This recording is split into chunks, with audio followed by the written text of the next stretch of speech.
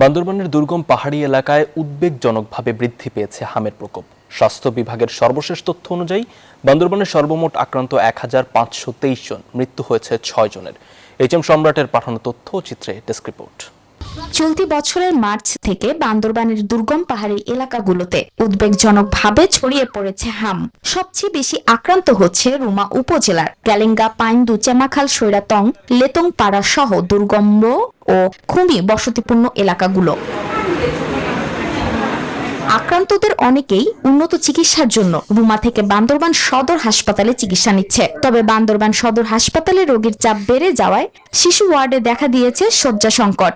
উপজেলার স্বাস্থ্য থেকে আমাদের ওখানে কোনো চিকিৎসার জন্য সুযোগ সুবিধা পাচ্ছে না, আর রুমা উপজেলার স্বাস্থ্য কমপ্লেক্সে ওরকম সুবিধা পাচ্ছে না।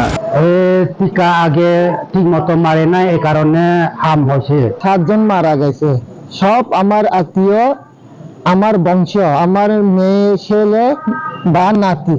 এদিকে সচেতন মহলের দাবি, দুর্গম পাহাড়ি এলাকায় যোগাযোগ ব্যবস্থা অত্যন্ত দুর্বল হওয়ায় অনেক শিশু নির্ধারিত সময়ে হাম, রুবেলা টিকা থেকে বঞ্চিত হচ্ছে, যা সংক্রমণ বৃদ্ধির অন্যতম কারণ বলে মনে করছেন তারা। যোগাযোগের পরে চৌগাডোঙের পাদদেশে ওইসব এলাকায় যেখানে ট্রান্সপোর্টেশনের ব্যবস্থা খুবই কম, পায়ে হেঁটে যেতে হয়, স্বাস্থ্যকর্মীরা যেখানে রিচ করে করতে পারে না বা যায় না, এটা একটা কারণ। আর একটা কারণ হচ্ছে ওখানকার এলাকার মানুষ, গ্রামবাসীরা সচেতন না।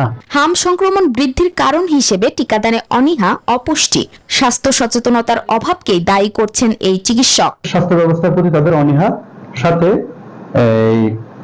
আমাদের কিছু সীমাবদ্ধতা, ঠিক আছে, দুটো মিলেই হয়তো বা এই একই কমিউনিটিতে দুর্গম এলাকাতে বারবার হামের প্রাদুর্ভাবটা দেখা দিচ্ছে। দুর্গম পাহাড়ি এলাকায় শতভাগ টিকাদান নিশ্চিত করা, স্বাস্থ্যকর্মীদের নিয়মিত পৌঁছানো এবং টিকা নিয়ে দুর্গম এলাকার স্থানীয় অধিবাসীদের ভুল ধারণা দূর করা না গেলে সংক্রমণ নিয়ন্ত্রণ কঠিন হয়ে পড়বে। তাই স্বাস্থ্য সেবার পাশাপাশি সচেতনতা বৃদ্ধিকেও সমান গুরুত্ব দিচ্ছে সংশ্লিষ্টরা। Desk report, news 24।